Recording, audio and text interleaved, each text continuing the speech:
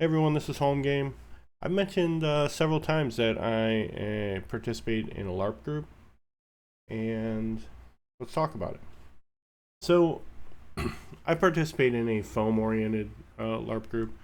So there's like blunted steel. There's SCA uses stick, rapier, even. So SCA uses like rattan sticks they wrap in tape. So the group that I'm in has a lower barrier for entry in the sense that um, you don't need to buy a bunch of armor or borrow a bunch of armor in order to get going because we fight with fiberglass and graphite or kite spar or various sticks of some kind wrapped in foam. So I shot a couple of videos at a local practice that I run, and I figured I would throw on my Herald's tabard and we could sit here and I could show you what we do. So the name of the group that I help run is in Parma, Ohio, which is like a suburb of Cleveland. We're right outside Cleveland. Called Hare, and it's a Dagorhir. We use the Dagorhir rule set with some minor adjustment, but it's the Dagorhir rule set. And we get together every other Friday in Parma after work and put on funny clothes and hit each other with padded sticks, and it's all fun. So I'm gonna start off. I'm gonna show you a couple of videos of us running around being silly, and then I'll show you some pictures. I'm of course not in any of the videos because I was shooting them with my phone, but I'll explain some stuff as the videos play, and I hope you guys enjoy it.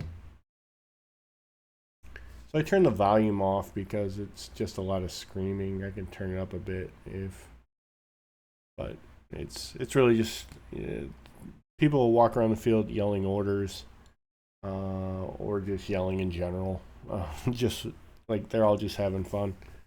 The game they're playing right now, there's a point on the field, so when you die, you go back to it. And when there's two people touching it, they rejoin. They rejoin the fight together. So it's not like a win or lose scenario. It's really just, hey, we're all getting in practice right now. We want to keep fighting because we're having fun when we're fighting. And they just touch base. Teams are constantly changing. It's just teams of two that are constantly changing on the field right now. So you see some people have two-handed swords, and those have the potential to in-game break shields. So if it's really long and they're using two hands with it, odds are that two solid hits with that will break a shield. And if you break a shield, air quotes, the person is supposed to discard the shield. So they drop their shield on the ground, or the third hit just goes through and hits whatever is behind the shield.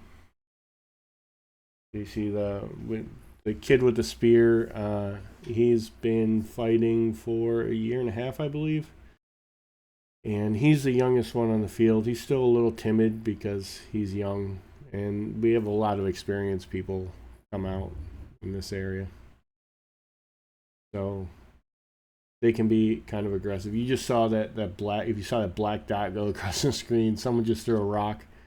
Rocks can only take you down if they hit you in the head. You're not allowed to hit anybody in the head with anything you hold on to and swing. If you get hit, it's like a 2-point system. So if you get hit in both arms, you die. A leg and an arm, you die. A leg and a leg, you die. You get hit in the torso, you die. And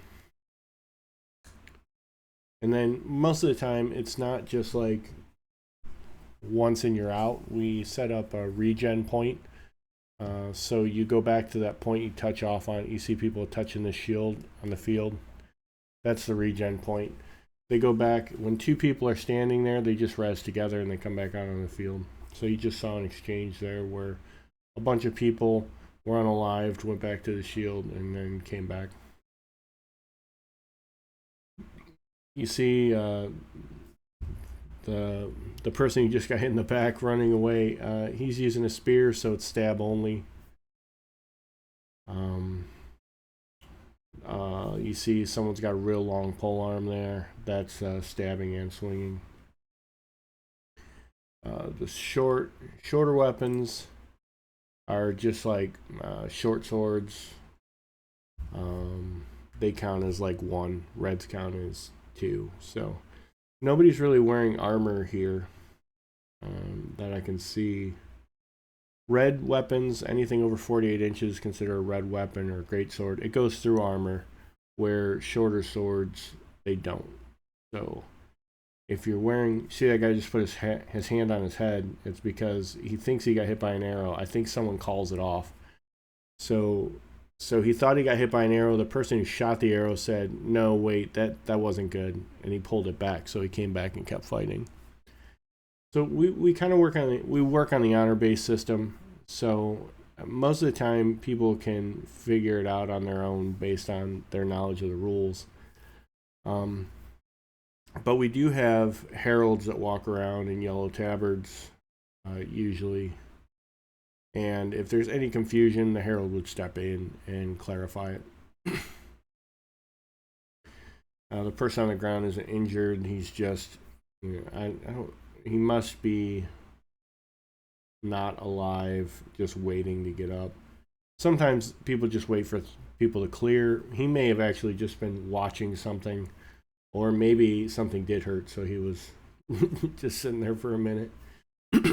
Our weapons are designed as such that they can't injure you.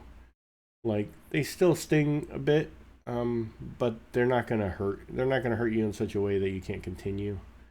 The wording used to say, and it might still say, it can't break bones or leave bruises. Leave bruises is a pretty subjective term. I've definitely been bruised once or twice I've been playing for about 20 years. So I've definitely been bruised a couple of times, but it's nothing crazy. So here's a picture of a couple of people. Like I said, this is the youngest person we have on the field. You have to be 16 if you want to fight, and even then you have to get a parent signature. So here's just a couple of still frames from that day. We had I think we had 16 people this day. It was either 12 or 16. When there's no major events going on, we hang out somewhere around there. And again, this is just like a Friday after work. This is a picture of me. I threw that in there because I knew there weren't going to be any pictures of me in the video or the snapshots, because I was the one who took the pictures. We strongly encourage people to come out wearing garb. But if you don't have garb, come out anyway, because we want the most people playing. This practice is a great place to learn. People will pull you aside and show you new stuff. You can be as involved as you want to be. We're not going to lecture to you. If you're following the rules, we're not going to lecture you. But if you want to learn new stuff and learn to be a better fighter within our rule set, like, we'll definitely pull you aside, walk you through some basics, show you some stuff that'll help you get better. I'm just looping this video over again. But shields, you can only carry one shield at a time. And they block, they're good for projectiles and stuff. You see someone walking around with a bow. Bows have their own rules, but essentially you're allowed to hit in the head with the bow, you're allowed to hit in the head with a rock or a javelin. Anything that's allowed to go through the air on its own, you're allowed to hit people in the face with.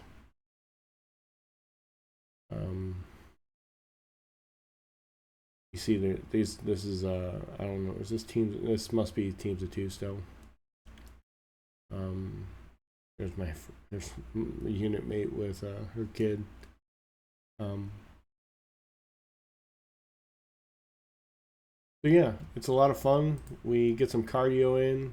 You know, if you got a desk job and want to go running around with your friends on the weekend, we practice every other Friday. We just had a practice. Our next practice would be, let's see, the 19th, July 19th, 2024. We practice at 5:15 at Veterans Memorial Park off of State Road in Parma, Ohio. So we'll be back there in a couple of weeks. But you see, it's all types too. You know, we have some people who look pretty fit out here, and then you got people like me who's overweight and just likes to make sure that he's not becoming a potato on the couch.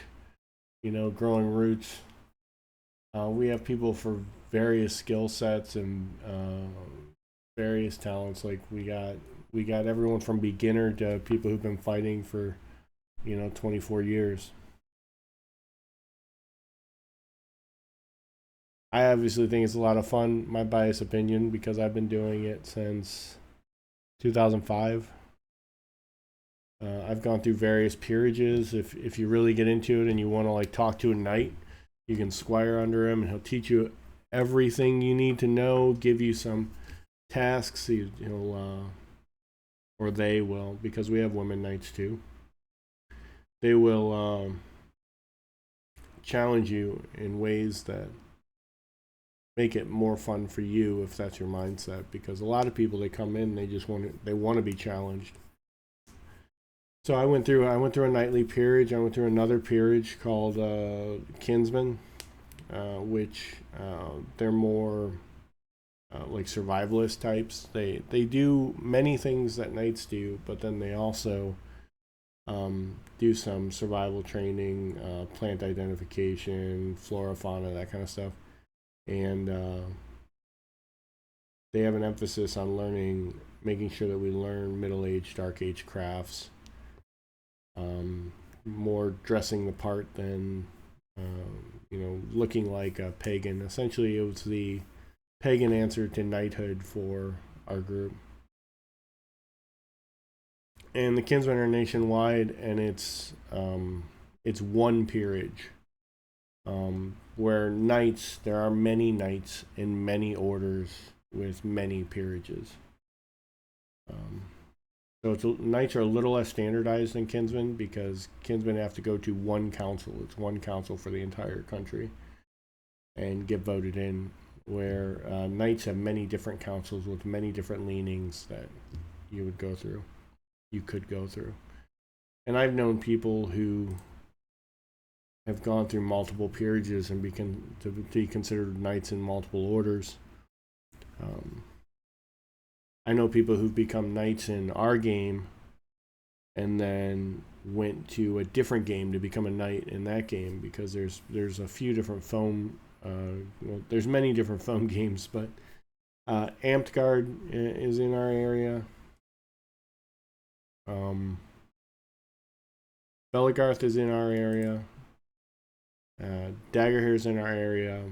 There's some Heartlight, if that's still moving. There's a game called Darkon, which is much smaller. It's a little bit more East Coast, I think, than here. And that's not all the foam games. I mean, there's plenty of different levels of foam games. We don't have a whole lot of magic in ours. Like, there's some healing. Like, you can use a healing poem to give someone back an arm or a leg or something. But there are games that have like spell bombs and stuff like that. They have much more intricate healing systems. Our game is really, it's stick tag with points, and you can move as fast as you can move, and you're as strong as you are, and that's what you have to work with. But okay, I mean, I've talked to you about this for about 15 minutes now, so I'm trying to keep my videos shorter, but I tend to ramble a bit sometimes.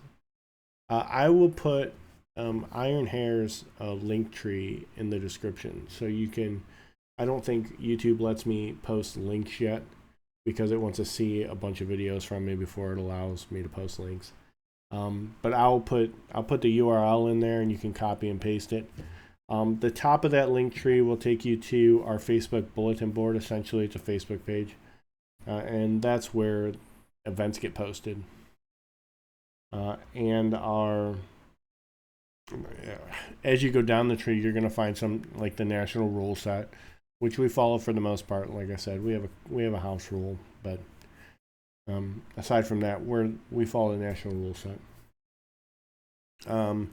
I've also started dropping some resources in there, like where you can buy weapons and stuff like that.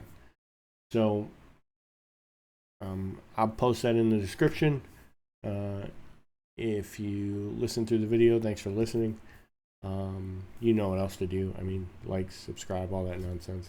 I never ask people to do that. But if you want to see more content like this, then post and let me know. I can pull up YouTube videos of people fighting and we can talk about it more.